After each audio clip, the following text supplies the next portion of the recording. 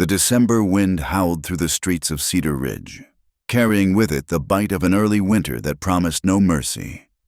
Dust and snow swirled together in a dance of misery, coating everything in a film of gray despair. The town, perched on the edge of nowhere in the Wyoming Territory, seemed to huddle against itself, wooden buildings groaning under the weight of the coming storm. Margaret Sullivan pulled her threadbare shawl tighter around her shoulders, though it did little to ward off the cold that had already seeped into her bones. At 23, she looked older, her once bright blue eyes dulled by loss, her auburn hair hanging limp beneath a worn bonnet that had seen better days. 6 months ago, she'd buried her husband Thomas, taken by fever before their first anniversary. The small homestead they'd worked so hard to build had been seized by the bank within weeks. Now she had nothing but the clothes on her back and a pride that was quickly becoming a luxury she couldn't afford. She knocked on another door, the fifth that morning. The sign read, "Garrison's General Store," and through the frosted window, she could see the warmth of a pot-bellied stove glowing like a promise of salvation. "Please, Mr. Garrison," she said when the proprietor cracked open the door, his face already set in lines of refusal. "I can sweep, stock shelves, keep accounts. I learned my letters back in Ohio. Got no work for you, Mrs. Sullivan." His voice held a note of pity that somehow made it worse. "Times are hard for everyone. Best try elsewhere." The door closed with a finality that echoed in her empty stomach. She hadn't eaten in 2 days, saving her last coins for a room at Mrs. Henderson's boarding house. But that money had run out yesterday, and Mrs. Henderson, despite her sympathetic clucking, had made it clear that charity wasn't part of her business model. Margaret made her way down Main Street, each rejection adding weight to her steps.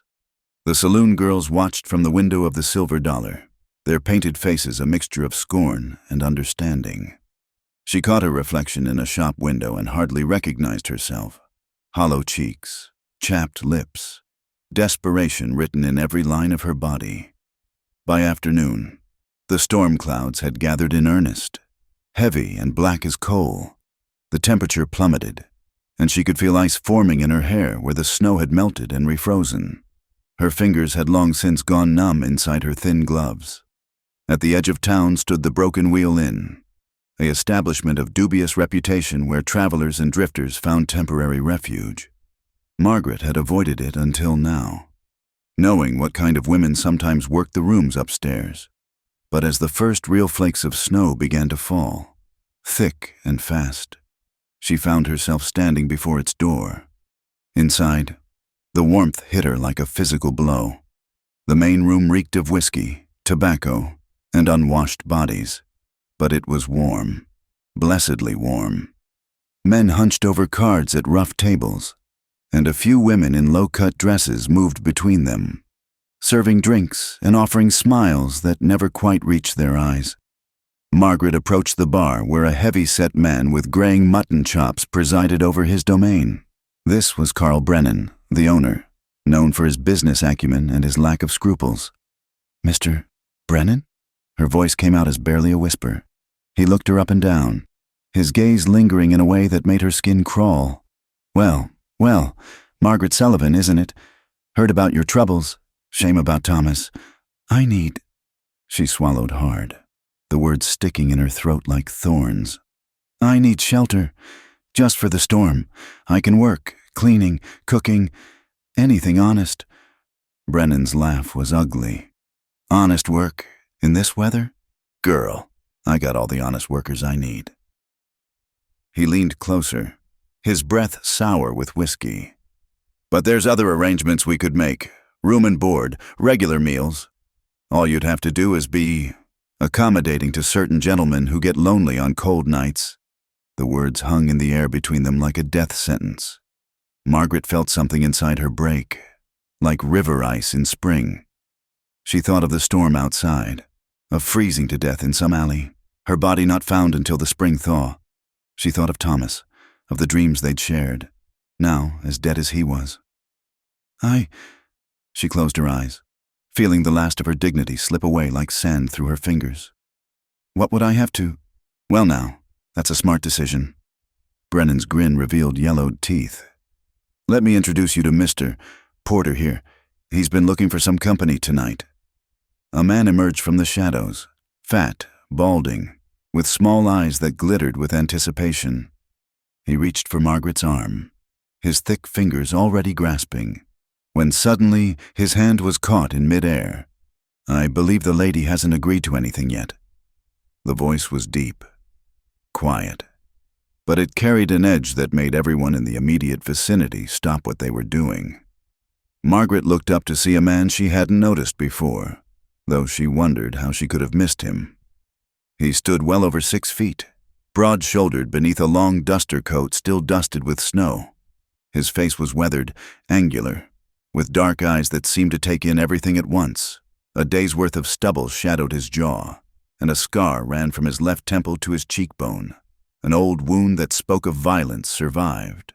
"This ain't your concern, stranger," Brennan said, though his voice had lost some of its bluster. "The lady and I were conducting business." Were you now?" The stranger still held Porter's wrist, and from the way the fat man's face was turning red, his grip was none too gentle. "Seemed to me like you were taking advantage of someone's desperation." "She came to me," Brennan protested, "asked for accommodation, and you offered to turn her into a whore." The stranger's voice remained conversational, which somehow made it more frightening. "That about right?" He released Porter's wrist with a slight shove that sent the man stumbling backward. Then he turned to Margaret, and his expression softened almost imperceptibly. "Ma'am, you don't want to be here. I don't have anywhere else to go." The words came out broken, defeated. "The storm." "I know." He studied her for a long moment, then seemed to come to a decision. "You'll come with me." "Now hold on," Brennan started, but the stranger's look silenced him. "The lady's made her choice. Anyone have a problem with that?" The question was directed at the room at large. No one met his eyes. Porter had retreated to a far corner, nursing his wrist. Even Brennan seemed to shrink back behind his bar. The stranger turned back to Margaret, his voice gentling again. "Can you walk? My horse is outside." She nodded, not trusting her voice. Part of her wondered if she was trading one danger for another, but something in his manner, protective without being possessive, made her follow as he led her toward the door. "You're making a mistake, girl," Brennan called after them. "When he's done with you, don't come crawling back here." The stranger paused at the door, glancing back. "She won't need to."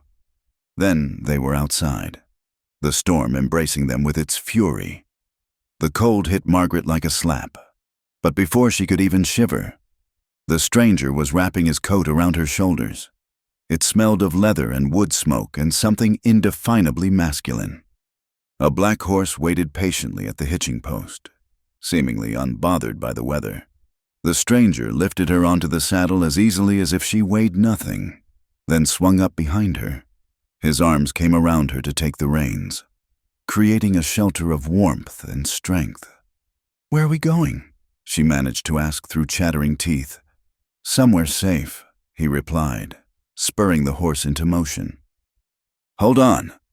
As they rode out into the swirling white darkness, Margaret wondered if she'd just been saved or if she'd simply chosen a different form of damnation. But surrounded by his warmth, protected from the worst of the storm by his body, she found she didn't care. Whatever lay ahead couldn't be worse than what she'd almost agreed to in that fetid saloon. Behind them, Cedar Ridge disappeared into the storm, and with it, the last remnants of the woman she'd been before desperation had driven her to the brink. What she would become now remained to be seen, but as the stranger guided his horse surely through the blinding snow, she felt something she hadn't experienced in months, a tiny, fragile spark of hope. The horse's hooves beat a steady rhythm against the frozen ground, carrying them away from judgment, from shame, from a fate that would have destroyed what little remained of Margaret Sullivan's soul. And though she didn't yet know the name of the man who'd intervened, she sensed that her life had just taken a turn as dramatic and irreversible as the storm that raged around them. In the distance, a wolf howled, long and mournful. And Margaret shivered despite the warmth of the coat and the solid presence of the man behind her. But his arms tightened slightly, a wordless reassurance, and she let herself lean back against his chest. For now, in this moment suspended between her old life and whatever came next, she was safe. It was enough. The snow continued to fall, erasing their tracks, erasing the past, leaving only the present moment and the steady heartbeat of hope that refused to die. No matter how deeply it had been buried, the ride seemed to last forever, though it couldn't have been more than an hour. When the horse finally stopped, Margaret could barely make out the shape of a cabin through the swirling snow. It sat nestled against a rocky outcrop, sheltered somewhat from the worst of the wind. Smoke curled from a stone chimney, the sight of it almost bringing tears to her frozen eyes. The stranger dismounted first, then reached up to help her down. Her legs buckled the moment they touched ground, muscles cramped from cold and tension. He caught her easily, steadying her with hands that were surprisingly gentle for their obvious strength. "Easy now," he murmured. "Let's get you inside." He half carried her to the door, kicked it open, and guided her into blessed warmth. The cabin's interior was simple but clean, a single room with a stone fireplace, a narrow bed in one corner, a rough table with 2 chairs, and shelves lined with supplies. It spoke of a man who lived alone and liked it that way. Margaret stood shivering in the middle of the room, suddenly acutely aware of her situation. She was alone with a stranger, miles from town, in a place where no one would hear her if she screamed. The fear must have shown on her face because he stepped back, giving her space. "You're safe here," he said quietly. "My name's Samuel Hawthorne. Used to scout for the army. Now I trap and hunt, keep to myself mostly." He moved to the fireplace, adding another log to the flames. "What's your name?" "Margaret," she whispered. "Margaret Sullivan." He nodded, then went to a trunk by the bed and pulled out a blanket and some clothes. "These were my sisters," he said, setting them on the table. "She's gone now, but I kept a few things. They might fit. You need to get out of those wet clothes before you catch your death." He turned his back, busying himself at the stove. Margaret hesitated. Then survival instinct won over modesty. She stripped off her sodden dress with numb fingers, pulling on the dry clothes, a simple wool dress, thick stockings, a shawl that still smelled faintly of lavender. They were a bit large, but warm. So warm. "Thank you," she said when she was decent again. Samuel turned around, studied her for a moment, then nodded. "Sit by the fire. I'll make some coffee. Get some food in you." As feeling returned to her extremities in painful pins and needles, Margaret watched him move about the small space. There was an economy to his movements, a quiet competence that spoke of years living on the frontier. He set a cup of steaming coffee in her hands, followed by a plate of beans and cornbread. "It's not fancy," he said, "but it'll fill your belly." She ate like a starved animal, which she supposed she was. The food was simple but hot, and she had to force herself to slow down. Samuel sat across from her, nursing his own coffee, his dark eyes unreadable. When she'd finished, when the warmth had spread through her body and her mind had cleared somewhat, the reality of her situation crashed down on her. She set the empty plate aside with trembling hands. "What do you want from me?" The question came out harsher than she'd intended. Samuel was quiet for a long moment. Then he leaned back in his chair and spoke, his voice low and measured. "Your body's free, but I'll keep your heart." Margaret's breath caught. "I don't understand. I mean what I say. I didn't bring you here to use you like Brennan would have. Your body's your own. But if you stay here, if I'm going to protect you and provide for you, then I'll have your loyalty, your trust, your heart, if you will." She stared at him, confusion and fear warring in her chest. "Why? Why would you do this? You don't know me." A ghost of a smile touched his lips. "I know desperation when I see it. I know what it's like to have everything taken from you." He gestured around the cabin.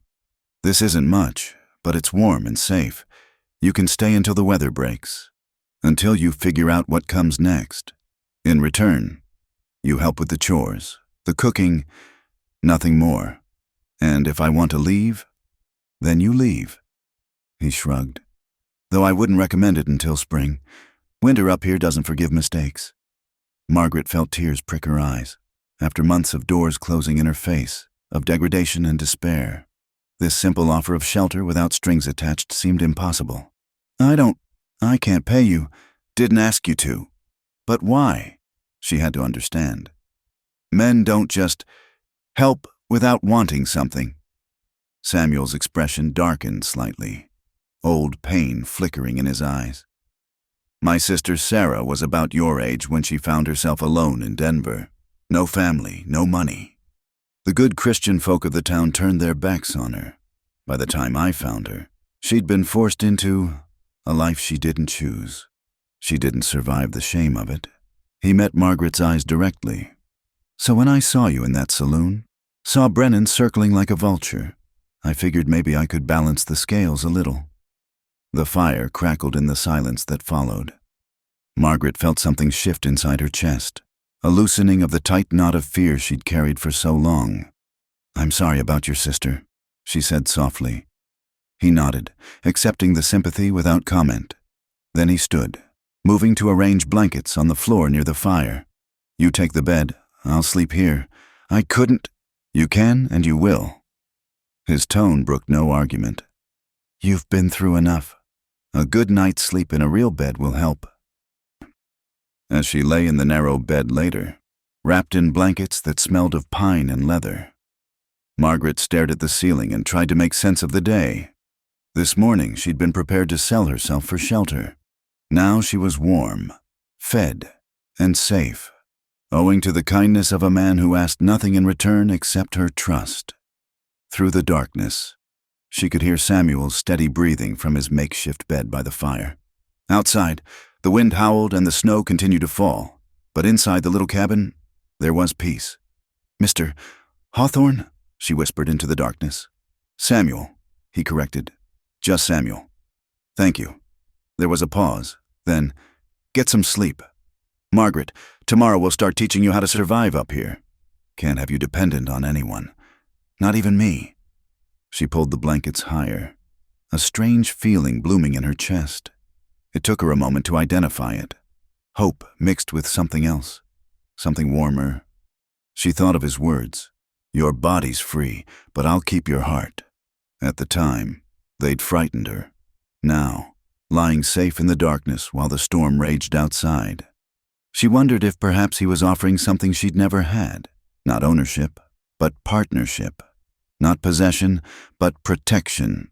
As sleep finally claimed her, Margaret allowed herself to believe that maybe, just maybe, she'd found more than shelter from the storm. Maybe she'd found a place where she could heal, could become whole again. In his bedroll by the fire, Samuel lay awake long into the night. He'd acted on instinct at the saloon, unable to watch another woman fall into that trap. But now, with her sleeping peacefully in his bed, he wondered what he'd gotten himself into. She was scared, damaged, vulnerable. The last thing she needed was another man with expectations. He'd meant what he said. Her body was her own. But as for her heart, well, hearts were tricky things. They couldn't be kept or owned, only earned. And as he listened to her quiet breathing, Samuel found himself hoping that someday, when the wounds had healed and the fear had faded, she might choose to give hers freely. The fire burned low, casting dancing shadows on the walls. Outside, the Wyoming winter raged on. But inside the small cabin, two damaged souls had found an unlikely sanctuary. What would grow from this beginning remained to be seen.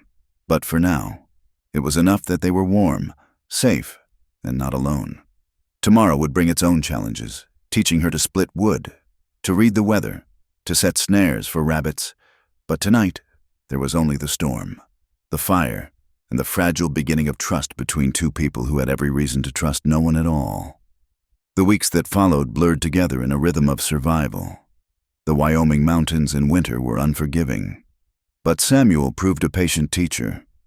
He showed Margaret how to read the signs of incoming weather in the way clouds gathered over the peaks, how to maintain the fire so it would burn steady through the night, how to stretch their supplies to last between his trips to the trading post. "See how the ice forms at the edge?" he said one morning, kneeling beside the stream that ran past the cabin. "When it's thick like this, safe to walk on. But here," he pointed to a darker spot, "the current's stronger, ice is thinner. Step there and you'll be swimming. And in this cold, that means dying." Margaret nodded, committing every detail to memory. Each lesson was a small victory against her former helplessness. Her hands, once soft from indoor work, grew calloused from splitting kindling. Her arms strengthened from hauling water. The hollow desperation in her eyes began to fade, replaced by something fiercer: determination.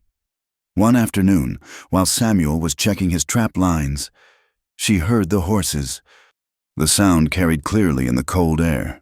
Multiple riders, moving fast. Margaret's heart hammered as she grabbed the rifle Samuel had taught her to load but not yet fire.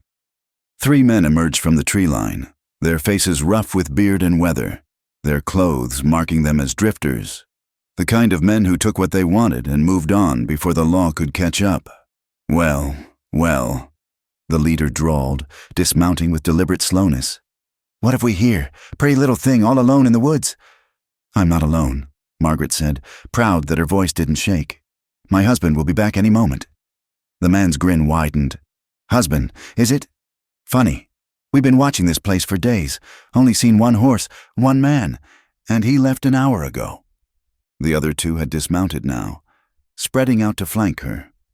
Margaret raised the rifle, but the leader just laughed. "You even know how to use that thing, sweetheart? Back off." She tried to sound commanding, but fear was creeping in. "I'm warning you." "Warning us?"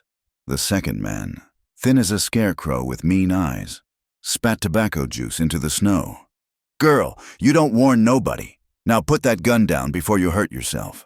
They were closing in, and Margaret knew with sick certainty that she had maybe one shot before they reached her. Her hands trembled on the rifle stock.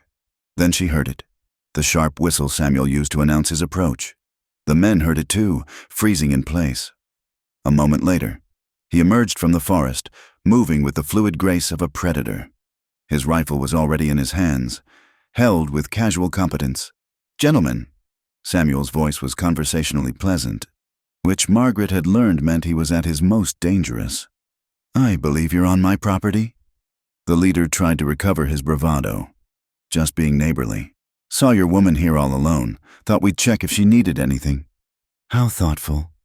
Samuel moved closer, positioning himself between Margaret and the men. "She doesn't, so you can be on your way." "Now hold on." The scarecrow man started, but Samuel cut him off. "No holding on. You're leaving. Now. And if I see you near my place again, we won't have a conversation about it." The third man, who'd been silent until now, finally spoke up.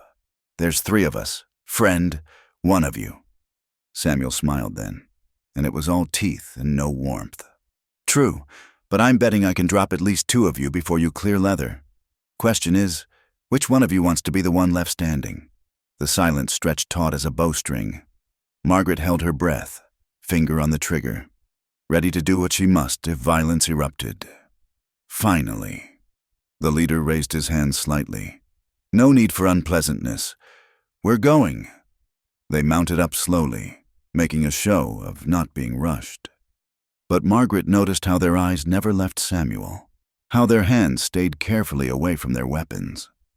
As they rode off, the scarecrow man called back, "This ain't over."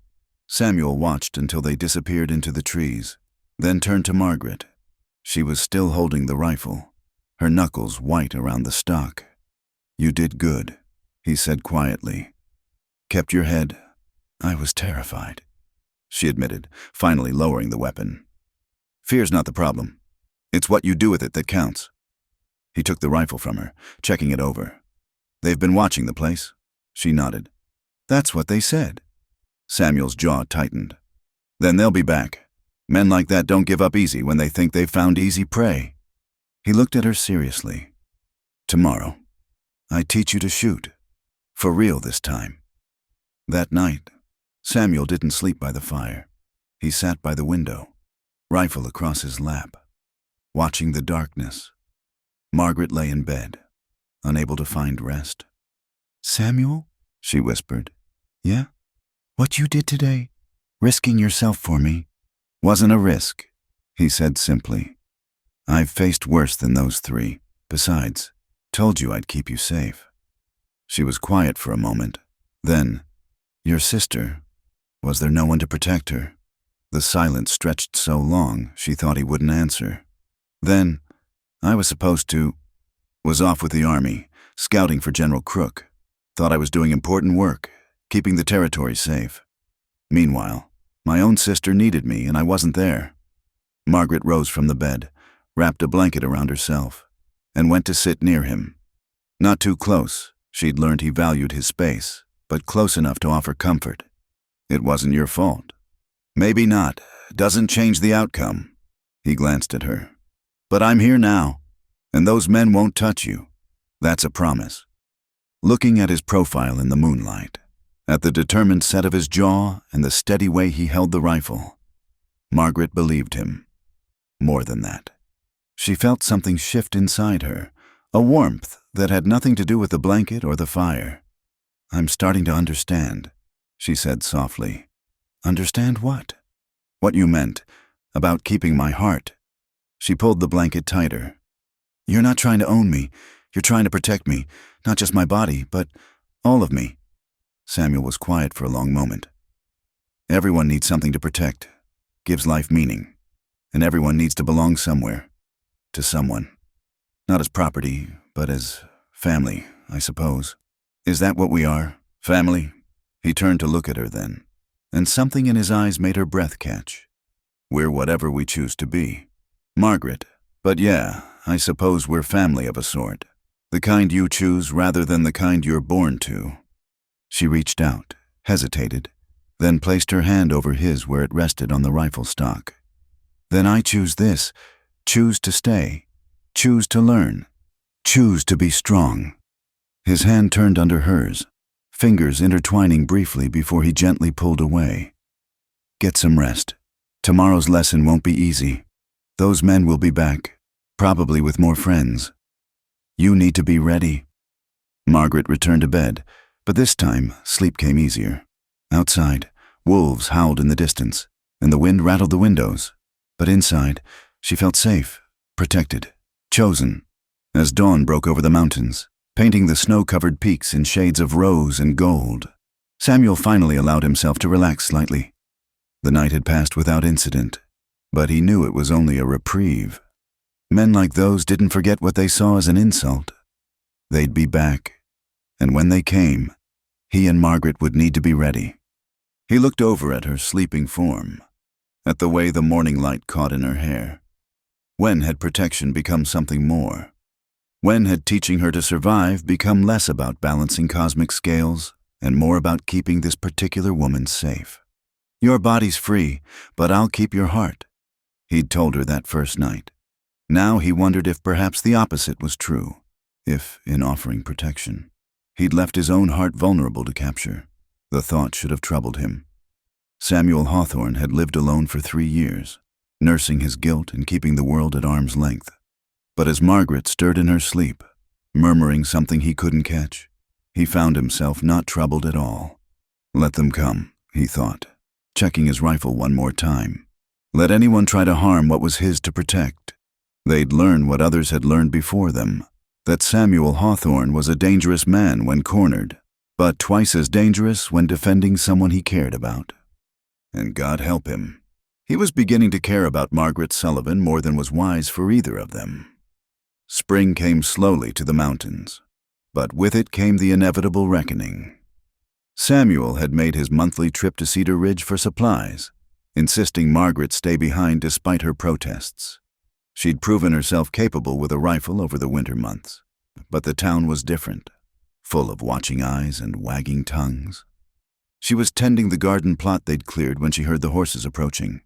Not the wild gallop of trouble, but the steady pace of travelers who knew their destination. Margaret straightened, wiping soil from her hands, the rifle within easy reach against the fence post. 2 women rounded the bend, and Margaret's heart sank. She recognized them from town.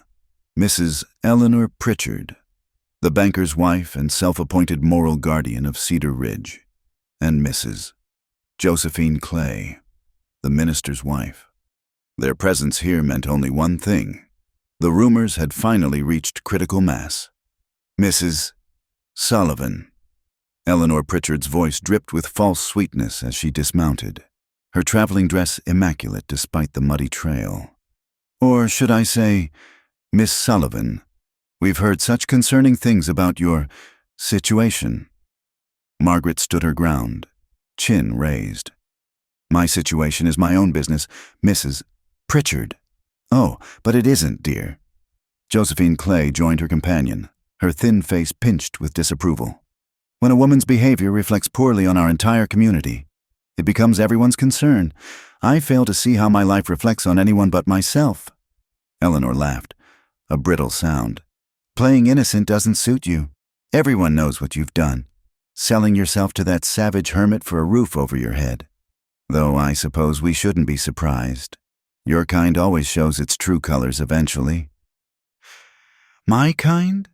Margaret's voice had gone dangerously quiet. Women of low moral character. Josephine supplied helpfully. First, you couldn't keep your husband alive, then you couldn't keep his property, and now this arrangement. Living in sin with a man who isn't your husband, letting him use you for his pleasure. Stop. Margaret's hands clenched into fists. You know nothing about Samuel or our arrangement. Samuel? Is it? Eleanor's eyebrows rose. How familiar. Tell me, does he pay you by the week, or did he purchase you outright? I heard Carl Brennan offered you work at the Broken Wheel, and you chose this instead. At least the saloon girls are honest about what they are. The words hit like physical blows. Margaret felt the old shame rising, the familiar weight of judgment and condemnation. But then she remembered Samuel's patient teaching, his quiet respect, the way he'd never once touched her without permission, not even a hand on her shoulder unless she was about to fall. Get off this property, she said, surprised by the steadiness of her own voice. Property? Josephine scoffed. This isn't your property. Girl, you're nothing but a kept woman, warming his bed in exchange for— I said get out. Margaret grabbed the rifle, not pointing it at them, but holding it in a way that made her intentions clear. Now. Eleanor's face flushed with anger. You dare threaten us? You're finished in Cedar Ridge. Do you understand? No decent person will have anything to do with you. When he tires of you and throws you out, and they always do, you'll have nowhere to go. Then it's fortunate I have no intention of going anywhere. The women exchanged glances, clearly not expecting defiance. They'd come here to shame her into leaving, to drive her out before her sin could contaminate their pristine community. This isn't over, Eleanor promised as they mounted their horses. The town council meets next week. There are laws against vagrancy and prostitution. We'll see you driven out properly, through legal channels if necessary. After they left, Margaret sank onto the porch step, shaking. The rifle clattered beside her as the full weight of their words settled in. She'd been fooling herself, thinking she could build something here with Samuel. The town would never let her forget what she'd almost become, would always see her as the desperate woman willing to sell herself. That's how Samuel found her an hour later, sitting on the step, staring at nothing. The garden forgotten. What happened? He dismounted quickly, reading trouble in every line of her body. She told him, voice flat and emotionless. When she finished, his face had gone hard as granite. They had no right, he said quietly. No right to come here, to speak to you that way. But they're not wrong, are they? The words burst out of her, bitter as gall. Everyone thinks I'm that we're— She couldn't finish. Samuel knelt in front of her, something he'd never done before. It put him at eye level, and she was struck again by the intensity of his dark gaze. Margaret, look at me. When she did, he continued, "I don't give a damn what they think. Neither should you. Easy for you to say. You chose to live apart from them. I wanted to belong again someday. To be respectable. Now that's impossible. Respectable." He said the word like it tasted bad. "Those harpies who came here today, they're respectable. Would you trade places with them? Spend your days in judgment of others, so focused on appearances you forget how to be human. At least they have a place in the world. You have a place." His voice was fierce now. "Here, this is your place." Margaret felt tears threaten. "For how long? Until you realize what a burden I am? Until the town makes good on their threats? They'll come after you too, for harboring a fallen woman." Samuel stood abruptly, pacing to the edge of the porch. When he turned back, his expression was unreadable. "You want to know what I see when I look at you? I see a woman who lost everything and survived, who faced the worst winter in years and came out stronger, who learned to shoot, to trap, to read sign better than men who've lived here for decades. I see someone who works from dawn to dusk without complaint, who faces each challenge head on." He paused. "I see strength those town women couldn't imagine. But I'm not finished."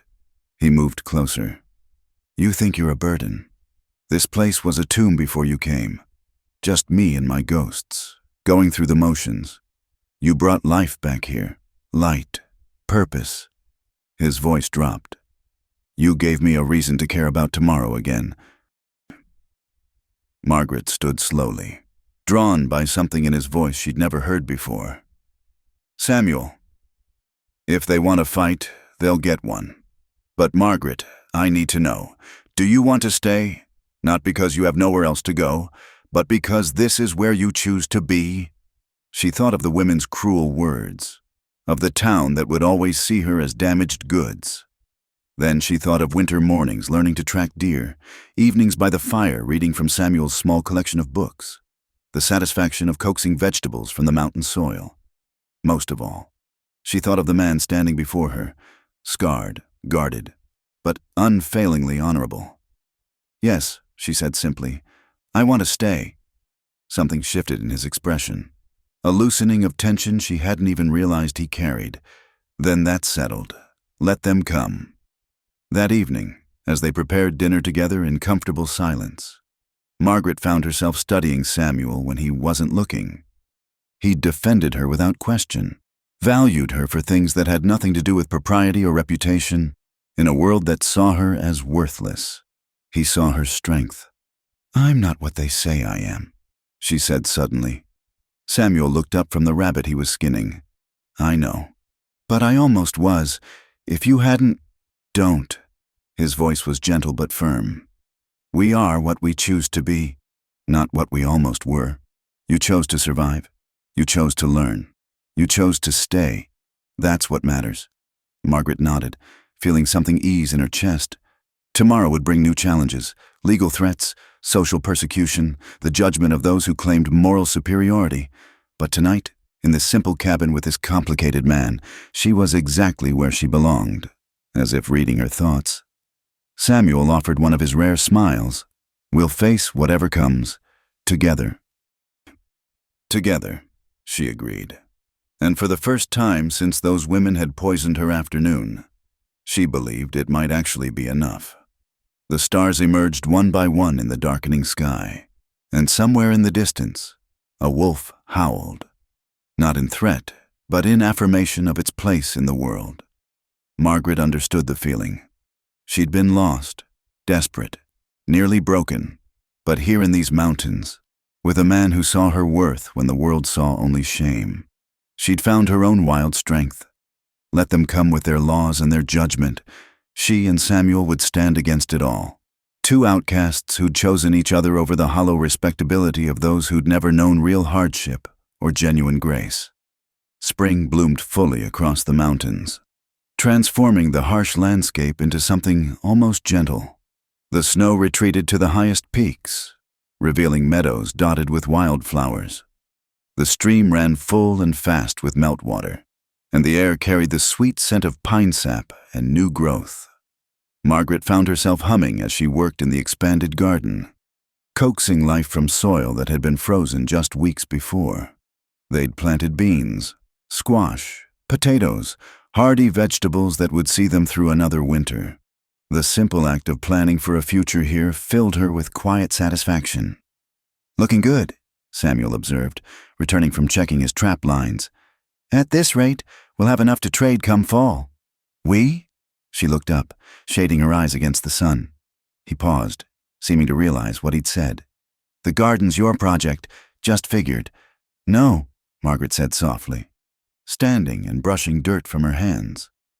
"I like we." They stood there for a moment, the space between them charged with unspoken things. Then Samuel cleared his throat and held up a rabbit. "Caught dinner. I'll clean it if you'll cook it."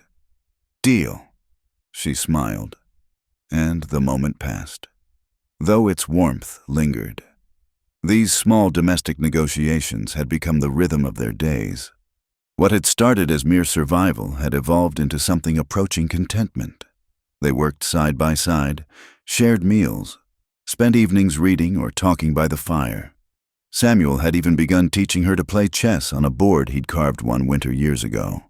It was during one of these peaceful evenings that they heard the horses, not the wild approach of trouble this time, but a measured advance that somehow seemed more ominous. Samuel rose smoothly, rifle in hand, and Margaret followed suit. They'd drilled this response until it was second nature. 8 riders emerged from the tree line, and Margaret's heart sank. She recognized Sheriff Watson from town, his badge glinting in the late sun. With him were several men she knew by sight, including Josiah Brennan, Carl's brother and a member of the town council. The others were strangers, hard-faced men who wore their guns like old friends. "Hawthorne," the sheriff called out, reining up just outside comfortable shooting distance. "Smart man." "Miss Sullivan, we need to talk." "So talk," Samuel replied, the rifle casual in his hands but ready. Watson dismounted slowly, hands visible. "Got some complaints from town. Folks saying there's improper behavior happening up here. Since when is it illegal to give someone shelter?" Samuel's voice was dangerously quiet. "It's not," Watson admitted. He seemed uncomfortable. A basically decent man forced into an indecent task. "But vagrancy is illegal. So is prostitution. And if Miss Sullivan can't prove she has legitimate means of support, she works for me," Samuel said flatly. "Cooking, cleaning, tending the garden. I pay her fair wages. Nothing illegal about hiring help." Josiah Brennan sneered from his horse. "We all know what kind of work she does for you. Hawthorne, my brother told us all about her offer that night. Once a whore. Always." The rifle in Samuel's hands shifted slightly, and Brennan shut up fast. "Careful," Samuel said softly. "Man could get hurt, running his mouth like that." "Is that a threat?" one of the strangers asked, hand drifting toward his sidearm. "Statement of fact," Samuel replied. "Mountains are dangerous. All kinds of accidents can happen to careless folks." Sheriff Watson raised a hand, trying to regain control. "Nobody wants trouble here, but the town council has concerns. They've passed an ordinance. Any unmarried woman living with a man she's not related to, well, it doesn't look right. Gives the town a bad reputation." "Then I'll build her a separate cabin," Samuel said. "That's not," Watson sighed. "Look, I'm trying to do this peaceful-like, but these men here, they're deputized. The council wants Miss Sullivan relocated. There's a widow in town, Mrs. Henderson, willing to take her on as help. Respectable work, proper supervision." "No?" Margaret stepped forward, surprising everyone, including herself. "I'm not going anywhere." "Miss, you don't have a choice," one of the deputies said. "Either you come willing, or we take you." "Try it." Samuel's voice had gone flat, empty of emotion in a way that raised the hair on Margaret's neck. "Please, try it." The clearing went silent except for the rustle of wind in the pines. 8 men, most of them experienced with violence, faced one man and a woman. But something in Samuel's stance, in the absolute certainty of his willingness to kill, held them back. It was Watson who broke first. There might be another solution. I'm listening, Samuel said, though the rifle never wavered. The ordinance specifically mentions unmarried women. If you two were wed proper like. Margaret's breath caught. Marriage. Of course that would be their solution. Make her respectable by making her property. Owned, legal, and proper? No, Samuel said, and her heart sank even as she understood. He'd promised her freedom. Marriage would be just another cage. But Watson wasn't finished. Think about it. At least, I can hold off the council for a few days. But not longer. They're determined to clean up the town's image. Attract more settlers. Can't do that with... He glanced apologetically at Margaret. Situations like this. After they left, the cabin felt too small. Margaret busied herself with dinner while Samuel cleaned his rifle. Unnecessarily, as it was already spotless. The silence stretched between them, heavy with unspoken thoughts. Finally, she couldn't stand it anymore. You were right to refuse. I won't have you forced into marriage just to satisfy their notion of propriety. Samuel looked up, something flickering in his dark eyes. That why you think I said no? Isn't it? He set the rifle aside, running a hand through his hair. Margaret, I said no because marriage should be a choice, not a trap, because you deserve better than being forced into it to save your reputation. What if it wasn't forced? The words slipped out before she could stop them. Samuel went very still. What are you saying? Margaret's courage almost failed her, but she thought of all they'd built together, all the quiet moments that had woven them together stronger than any legal document could. I'm saying that I choose this life, choose you, not because I have to, not because they're forcing us, but because... She took a deep breath. Because somewhere between that first night and now, you did exactly what you said you would. You kept my heart. It's yours, Samuel. The question is whether you want it. He stood slowly, crossing to her. For the first time since she'd known him, he reached out to touch her face, his calloused thumb gentle against her cheek. Margaret, he said, voice rough. I've been yours since the day I saw you refuse to break, even when breaking would have been easier. But I never thought, you've been through so much. You deserve courting, flowers, pretty words, not a scarred-up hermit with more ghosts than social graces. I don't want pretty words, she said fiercely. I want truth. I want the man who gave me dignity when the world tried to strip it away, who taught me strength I didn't know I had, who looks at me and sees me, not what I almost was, not what others think I am, just me. His other hand came up to frame her face. Then marry me. Not for them, not for their laws or their propriety. Marry me because I can't imagine these mountains without you, because you brought light to places I thought would stay dark forever. Because I love you, Margaret Sullivan, and I'll spend whatever years God gives me proving you made the right choice. She was crying now, but they were good tears, clean tears. Yes, she whispered. Yes, Samuel. He kissed her then, their first kiss, and it was everything a first kiss should be, tender and fierce, promise and claim all at once. When they broke apart, both breathless, he rested his forehead against hers. We'll do this right, he said. Go to the territorial capital if we have to, find a judge who doesn't know or care about Cedar Ridge's opinions, make it legal and binding. And then we come back here and build the life we choose, together. Let them choke on their respectability. Margaret laughed, feeling lighter than she had in months. Mrs. Samuel Hawthorne, it has a nice sound. It does, he agreed, pulling her close.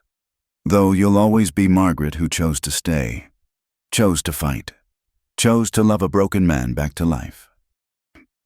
As night fell over their mountain home, they made plans, practical ones about traveling to the capital, finding a judge, purchasing supplies for the journey. But between the planning were stolen glances, tentative touches, the sweet awkwardness of two people discovering they had the right to reach for each other. The town council could keep their ordinances and their moral superiority.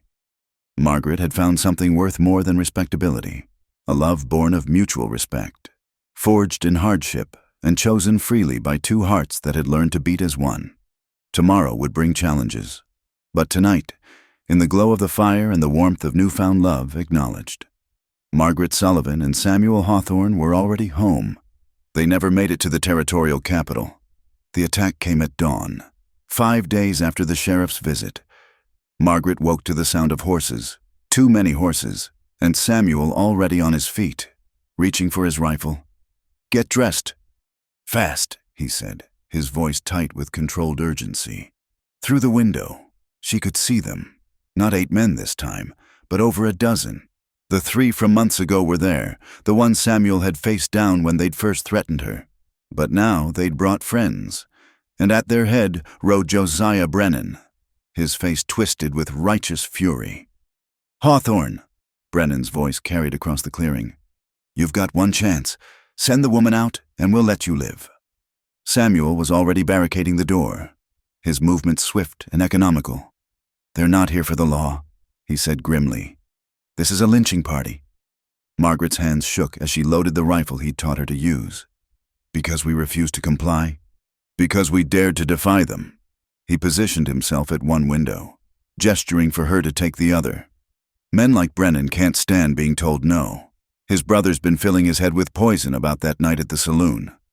Add in the town's wounded pride, he shrugged. Sometimes hate doesn't need much reason. "We're going to die here," Margaret said. It wasn't a question. Samuel looked at her then, really looked at her.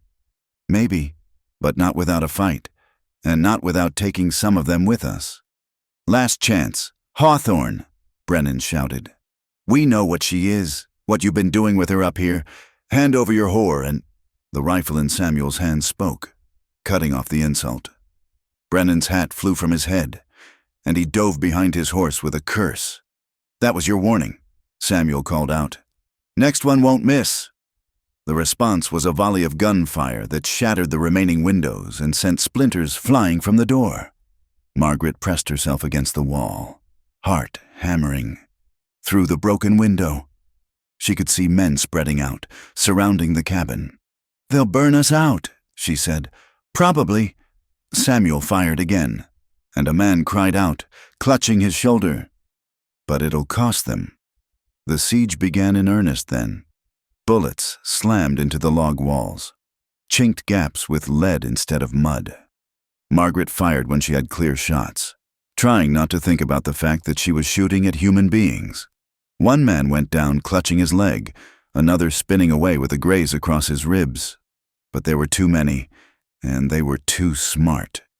Soon she smelled smoke. They'd managed to get fire arrows onto the roof. "Samuel," she said, but he was already moving. "I know." He pulled her away from the window as another volley peppered the wall where she'd been standing. "Listen to me. There's a root cellar under the floor. When I tell you, you get down there and—" "No!" She grabbed his shirt, fierce in her determination. "I won't hide while you die. Margaret, no!" She was crying now, angry tears that blurred her vision. "You saved me. You gave me strength, taught me to fight. Don't ask me to be weak now." He cupped her face in his hands, his own eyes bright with emotion. "You were never weak, not once. Strongest woman I ever met." The smoke was thicker now, creeping through the roof boards. Outside, men shouted, working up their courage for a final rush. "I love you," Margaret said fiercely. "Whatever happens, I chose this, chose you, and I choose you," he replied, kissing her hard. "Always." The door exploded inward, kicked open by boots and rage. Samuel spun, firing, and the first man through went down, but there were more behind him, too many, and Margaret knew with crystal clarity that they had seconds left. She raised her rifle, determined to make those seconds count, when a new sound cut through the chaos, a bugle call, clear and military sharp. "What the hell?" someone outside started to say, then screamed. Gunfire erupted from a new direction. Through the smoke and confusion, Margaret saw blue uniforms, cavalry, a full patrol, pouring into the clearing with disciplined precision. The mob, so brave when facing two people, scattered like leaves before the soldiers' charge. "Drop your weapons," All of you, drop them now!" The authority in that voice brooked no argument. Men who'd been ready to murder threw down their guns. Hands raised. Josiah Brennan tried to run but was ridden down, a cavalryman's boot in his back pressing him into the dirt. Samuel pulled Margaret against him, both of them coughing from the smoke. Through the shattered doorway, she saw a familiar figure dismounting. Sheriff Watson, his face grim. "Thank God I made it in time," Watson said, then called out, "Captain Morrison, the cabin's on fire!" Soldiers formed a bucket brigade from the stream, while others rounded up the surviving attackers. The captain, a stern-faced man with graying temples, surveyed the scene with disgust. "Sheriff Watson told me there might be trouble," he said to Samuel.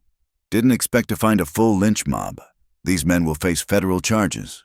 Attacking citizens on federal land is our jurisdiction." Margaret was still trying to process their salvation when Watson approached. Hat in hand. "I'm sorry," he said simply. "When I left here the other day, I had a bad feeling. Brennan was too quiet, too satisfied. I rode hard for Fort Laramie, told Captain Morrison there was likely to be trouble." He looked at the captured men with contempt. "Didn't figure they'd move this fast, though. You saved our lives," Margaret said. Watson shook his head. "You two saved yourselves. Held off over a dozen men. That takes sand. Most folks would have folded." The fire was out, though the roof was badly damaged. As soldiers secured the prisoners, Captain Morrison took statements from Samuel and Margaret. His disgust deepened with each detail. "Vigilante justice," he spat. "Attacking a man and woman on their own property because they wouldn't bow to mob rule. These men will see prison. I promise you that." As the cavalry prepared to leave with their prisoners, Watson lingered. "You two still planning on getting married?" Samuel's arm tightened around Margaret. "Soon as we can." "Well," Watson pulled out a worn book. "It so happens I'm authorized to perform marriages. Not much call for it usually, but," he shrugged, "seems fitting, after all this." And so, as the sun climbed toward noon, with soldiers as witnesses and the smell of gunpowder still in the air, Margaret Sullivan and Samuel Hawthorne were married, not in a church with flowers and finery, but standing in their damaged doorway, covered in soot and sweat, alive against all odds. "Do you, Samuel, take this woman to be your lawfully wedded wife?" Watson asked. "I do," Samuel said, his voice strong and sure. "Do you, Margaret, take this man to be your lawfully wedded husband?" "I do," she whispered. Then louder, "I do." "Then, by the authority vested in me by the territory of Wyoming, I pronounce you man and wife." Samuel kissed his bride as the soldiers cheered, and Margaret felt something broken inside her finally heal. They'd face death together and emerge not just alive but united. Let the town gossip. Let them judge. She was Margaret Hawthorne now, and she'd earned that name in blood and courage. As the cavalry departed with their prisoners, Captain Morrison paused. "If you folks need anything, supplies, help with repairs, Fort Laramie isn't far."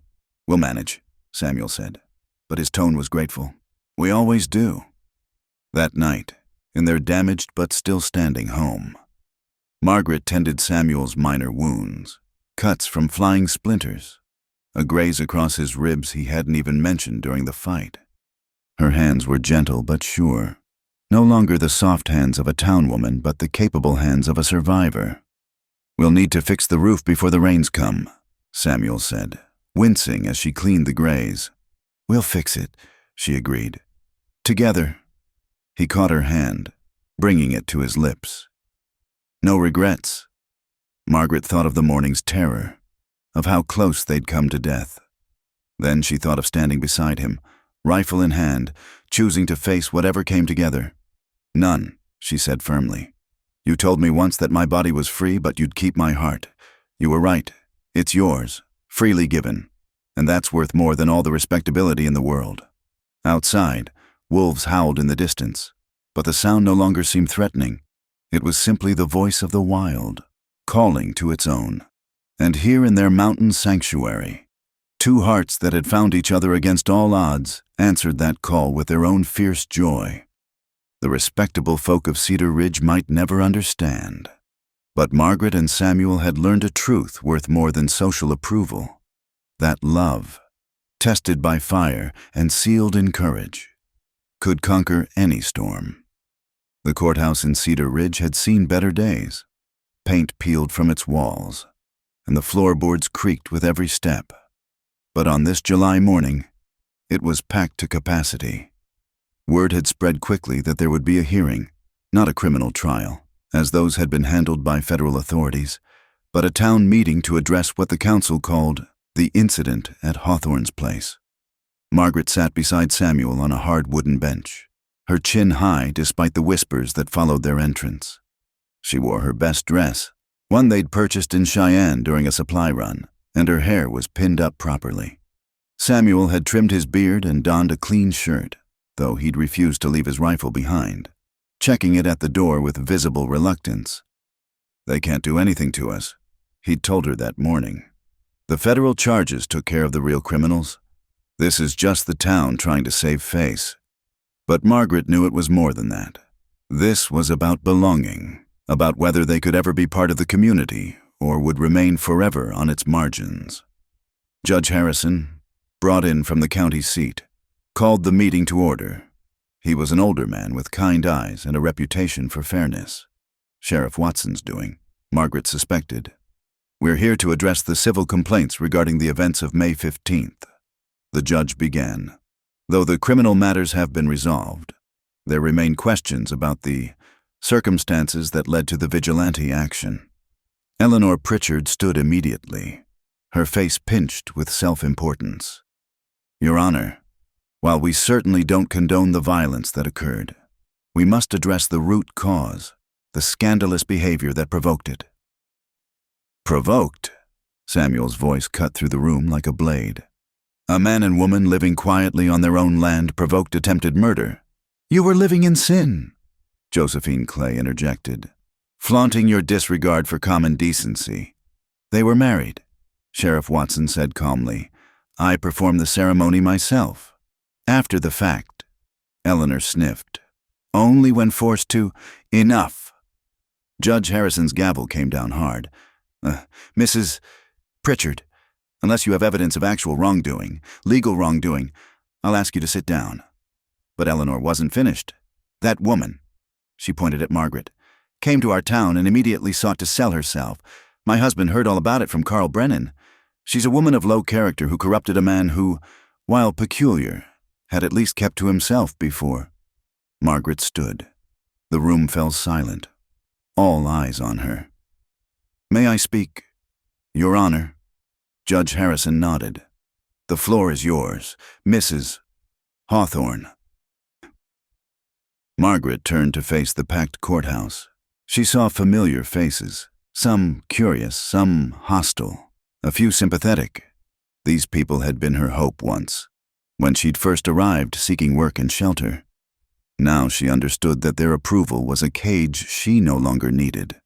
"My name is Margaret Hawthorne," she began, voice clear and steady. "6 months ago, I buried my husband. I lost our homestead to the bank. I came to Cedar Ridge with nothing but hope that Christian charity might extend to a widow in need." She paused, meeting Eleanor's gaze directly.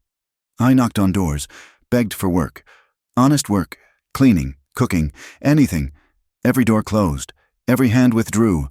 Your Christian charity, Mrs. Pritchard, extended exactly as far as your comfort allowed, which is to say, not at all." "Now see here," Eleanor started, but Margaret continued. "When the winter storm came, when I faced freezing to death, yes, I went to the broken wheel. And yes, in my desperation, I considered the unthinkable. Because that's what desperation does. It strips away pride, dignity, everything but the will to survive another day." The room was utterly quiet now. "But Samuel Hawthorne saw something in me that this town didn't, a human being worth saving. He offered shelter without conditions, food without payment, respect without judgment. He taught me to survive, to be strong, to face whatever came with courage." She looked at her husband, drawing strength from his steady presence.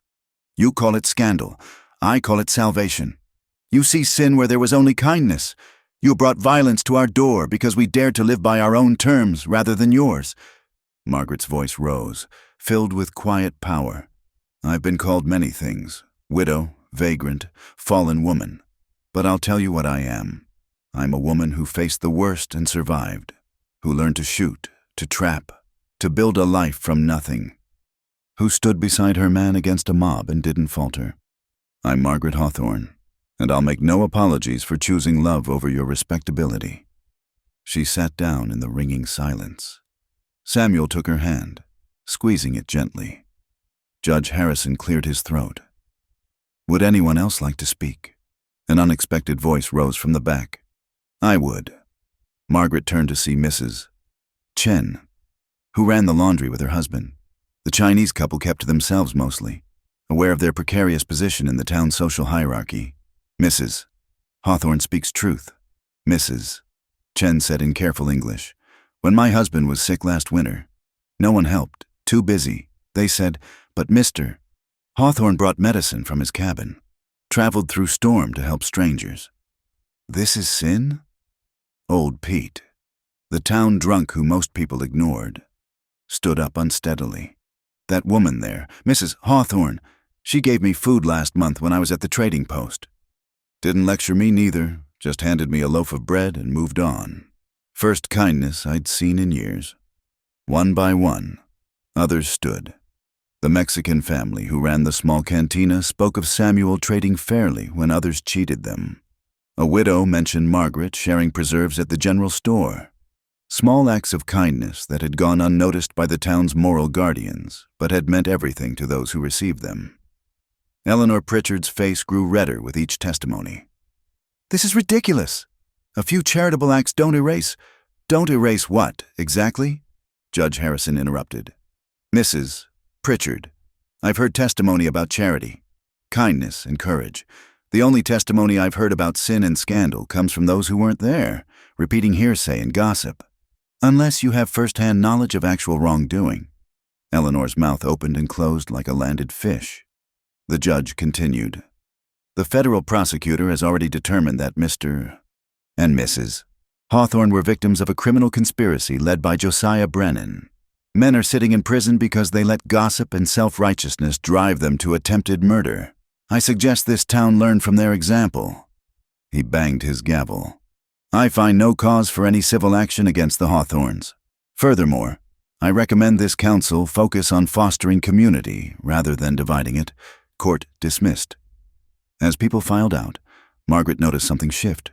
Where before there had been universal coldness, now there were nods of acknowledgement, even a few tentative smiles. Not from everyone. Eleanor and her circle swept out in offended dignity. But from enough. The town's outcasts. It's overlooked, it's struggling. They saw her differently now. Outside the courthouse, Sheriff Watson approached. That was well spoken. Mrs. Hawthorne took courage. "I've had a good teacher," Margaret replied. Glancing at Samuel, Watson smiled. "Town's changing. Railways coming through next year, bringing new people, new ideas. Folks like the Pritchards. They'll have to adapt or get left behind." As they prepared to leave, a young woman approached hesitantly. Margaret recognized her. Clara, who worked at the boarding house. "Mrs. Hawthorne, I just wanted to say, what you said in there, about desperation and survival, I understood. Every word." She glanced around nervously. "If you ever need help at your place, cooking, sewing, anything, I'd be glad of the work." Margaret felt her throat tighten. "We're rebuilding after the fire. Could use an extra pair of hands. The work's hard, but the pay's fair." Clara's face lit up. "I'm not afraid of hard work." As they rode home, Samuel was quiet. "Finally," Margaret asked. "What are you thinking?" "I'm thinking," he said slowly, "that you just did something I never could. You didn't just defend us, you changed minds, made people see." He looked at her with something like awe. "You're remarkable. Mrs. Hawthorne." "We're remarkable," she corrected. "Neither of us could have done this alone." That evening, as they worked together to repair the cabin, Clara would start next week. Giving them time to prepare, Margaret reflected on the day's events. She'd stood before the town that had rejected her and spoken her truth.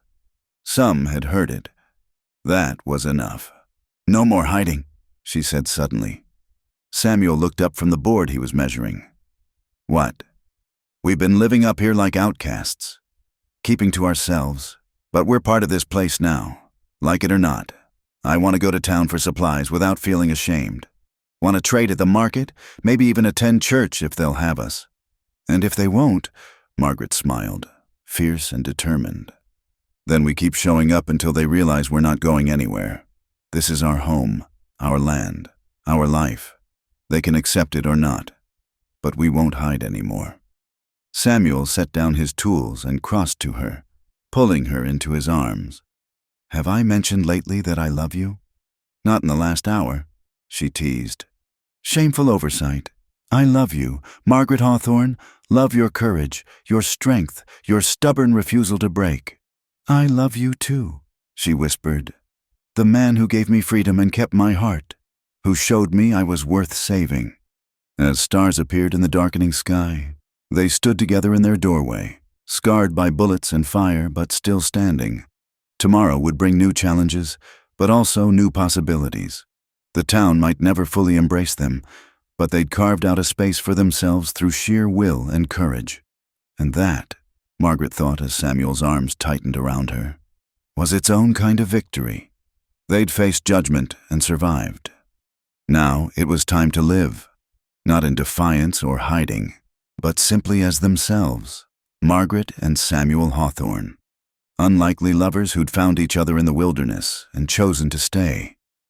Dawn broke golden over the mountains, painting the peaks in shades of rose and amber. Margaret stood on the porch of their cabin, properly rebuilt now with a new roof and an addition that served as Clara's room when she stayed over. The young woman had become like family over the past months, and her help had allowed them to expand their small homestead into something more substantial. Samuel emerged from the barn, leading their 2 horses. Today was special. They were leaving, but not in flight or fear. They were choosing a new beginning. "Ready?" he asked, his eyes soft as they found hers. Margaret nodded, taking one last look at the place that had been their sanctuary.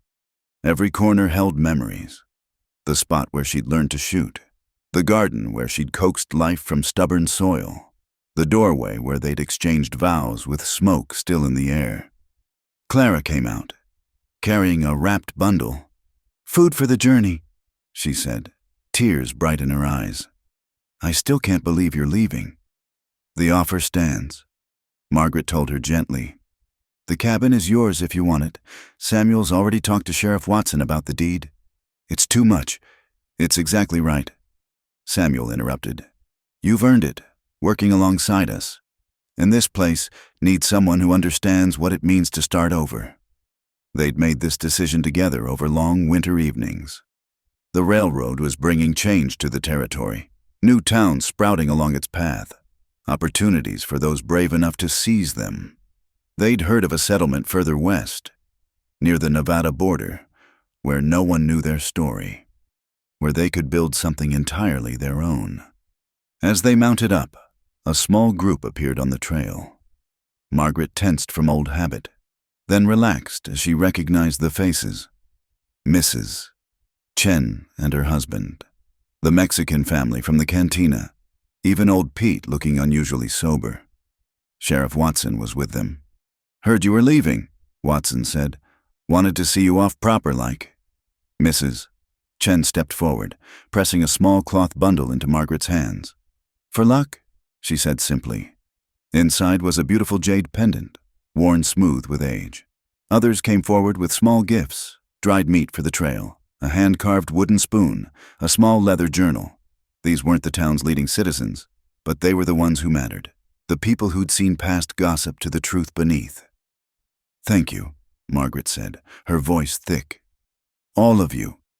You showed us courage." The Mexican man, Rodriguez, said in accented English. "Now we try to show it too. Make this town better." As they prepared to leave, Eleanor Pritchard appeared at the edge of the group, her usual coterie notably absent. She looked older, diminished somehow. The imprisonment of her allies, including Josiah Brennan, had shaken her certainty. "Mrs.